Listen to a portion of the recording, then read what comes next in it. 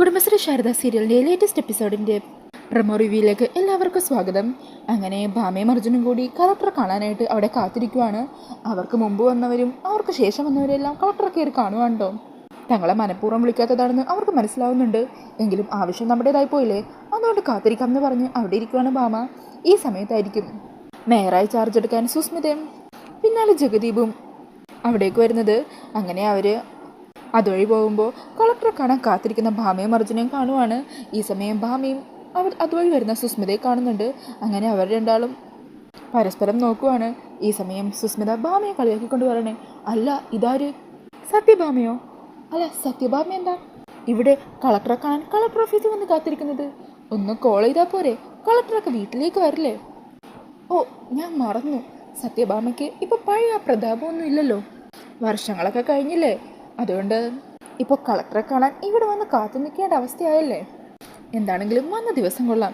ഇന്ന് മേയറായി ഞാൻ ചാർജ് എടുത്ത ദിവസവും. എന്തെങ്കിലും പരാതിയോ മറ്റോ സമർപ്പിക്കാനാണെങ്കിൽ എന്നോടും പറയാം.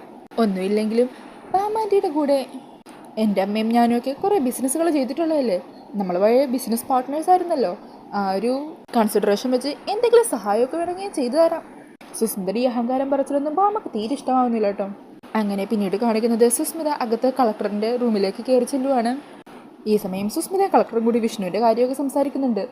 സുസ്മിത പറയണേ, ചന്ദ്രബോസ് അങ്കിള് എന്നോട് പറഞ്ഞിരുന്നു സത്യഭാമയുടെ തോക്കിൻ്റെ ലൈസൻസ് റദ്ദായ കാര്യവും അതിൻ്റെ പേരിൽ വിഷ്ണുവേട്ടനെ പിടിച്ച് ജയിലിലിട്ട കാര്യവും. അത് നന്നായി, എന്നെ കുറേ വേദനിപ്പിച്ചതാ ആ കുടുംബം, അതിന് അവരനുഭവിപ്പിക്കണം. അതിന് കൂടി വേണ്ടിയാ ഈ ഒരു സമയത്ത് തന്നെ നമ്മുടെ പ്ലാൻ നടത്തണമെന്ന് ഞാൻ പറഞ്ഞത്. ഇപ്പം കണ്ടില്ലേ, സർവ്വപ്രതാപങ്ങളുള്ള സത്യഭാമ കളക്ടറിൻ്റെ ഒരു അപ്പോയിൻമെൻറ്റിന് വേണ്ടി അവിടെ കാത്തിരിക്കുന്നത്. ഇതുപോലെ അവരുടെ കുടുംബത്തിനും ഓരോ പണികളായിട്ട് കൊടുത്തുകൊണ്ടേയിരിക്കണം. അതിന് സുസ്മിതയുടെ കൂടെ എന്തിനും ഞാനുണ്ടാകും. അങ്ങനെയൊക്കെ പറഞ്ഞ് ജോൺ അബ്രഹാമും സുസ്മിതയെ പരസ്പരം കൈകൊടുക്കുവാണ്. ഈ സമയം സത്യഭാമ വീണ്ടും മറ്റേ കളക്ടറിൻ്റെ പേഴ്സണൽ സെക്രട്ടറിനോട് വീണ്ടും പോയി ചോദിക്കുക, ഞങ്ങൾ കുറേ നേരം കാത്തിരിക്കുന്നു. അന്നേരം ആ കുട്ടി കാര്യങ്ങളൊക്കെ പറയുക, സത്യാമ്മേ എന്നോട് ക്ഷമിക്കണം, ഞാൻ നിങ്ങൾ വന്ന കാര്യം സാറിനോട് പോയി പറഞ്ഞതാ, എന്നാൽ സാറിന് നിങ്ങളെ കാണാൻ താല്പര്യമില്ലെന്നും. ഞാൻ എന്ത് ചെയ്യാനാ? അന്നേരം ഭാമ കുറച്ചിനും കാര്യങ്ങളൊക്കെ മനസ്സിലാക്കുക. അങ്ങനെ ഭാമ അവിടെ നിന്ന് പോകാൻ തുടങ്ങുക. അതിനു മുമ്പ് ആ പെൺകുട്ടിയോട് പറയുക, മോളെ നീ ജീവിതത്തിൽ പഠിച്ചിരിക്കേണ്ട ഒരു പാഠമുണ്ട്. നിന്നെ സഹായിച്ചവരും ആപത്തിൽ കൈപിടിച്ച് കയറ്റിയവരെയൊക്കെ നീ അങ്ങ് മറന്നു കളഞ്ഞേക്കണം.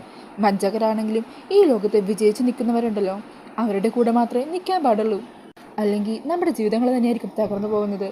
അങ്ങനെ പറഞ്ഞ് ഭാമയും അർജുനും പുറത്തേക്ക് പോകുവാണ്. പിന്നീട് പുറത്തിറങ്ങി നിൽക്കുന്ന ഭാമ വിഷ്ണുവിനെ ഇനി എങ്ങനെ പുറത്തിറക്കും മോനെ എന്ന് അർജുനോട് ചോദിക്കുക. അന്നേരം അർജുൻ പറയണേ, നമ്മൾ തെറ്റൊന്നും ചെയ്തിട്ടില്ലല്ലോ, ആ നിലയ്ക്ക് നമ്മൾ ദൈവം കൈവിടില്ല, എന്തേലും ഒരു വഴി കാണിച്ചു തരും.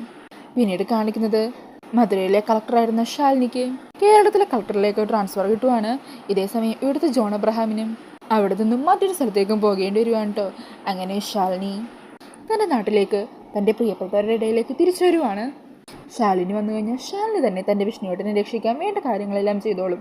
തൻ്റെ നാട്ടിലേക്ക് ട്രാൻസ്ഫർ കിട്ടിയെന്നറിയുമ്പോൾ ശാലിനിക്ക് അങ്ങോട്ടേക്ക് പോകാനൊരു മടിയുണ്ട്.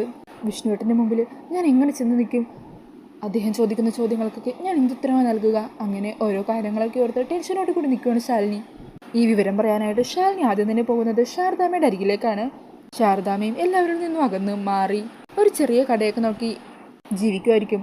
അങ്ങനെ ശാരദാമ്മയെ കണ്ടുപിടിച്ച് ശാലിനി ആദ്യം തന്നെ ശാരദാമ്മയുടെ അരികിലേക്ക് പോവുകയും നാട്ടിലേക്ക് ട്രാൻസ്ഫർ കിട്ടിയ വിവരമൊക്കെ ശാരദാമ്മയെ അറിയിക്കുകയും ചെയ്യുന്നുണ്ട്. തുടർന്ന് ശാരദാമ്മയും തൻ്റെ കൂടെ കുട്ടി ശാലിനി നാട്ടിലേക്ക് തിരിച്ചെത്തുവാണ്. അപ്പോൾ അതൊക്കെയാണ് ലേറ്റസ്റ്റ് എപ്പിസോഡിൻ്റെ പ്രൊമോയിൽ കാണിച്ചിരിക്കുന്നത്.